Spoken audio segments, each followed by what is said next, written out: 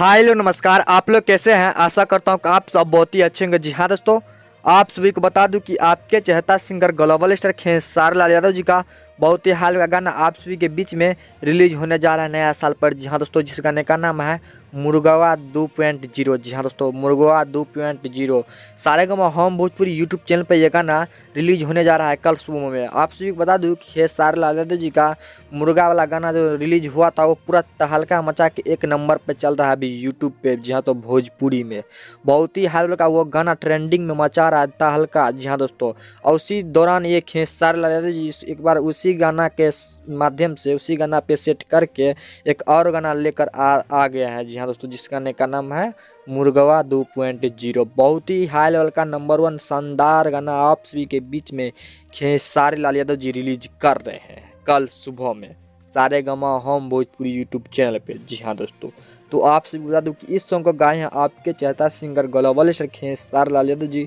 और female singer है शिल्पी राज जी, और गीत लिखे हैं कृष्णा बेदर्दी और म्यूजिक से है आर्या शर्मा। आप सभी के बीच में कल सुबह Saregama home Bhojpuri YouTube channel पे यह गाना रिलीज हो जाएगा, तो आप लोग जाकर जरूर देखिएगा। धन्यवाद, मिलते हैं अगले वीडियो में।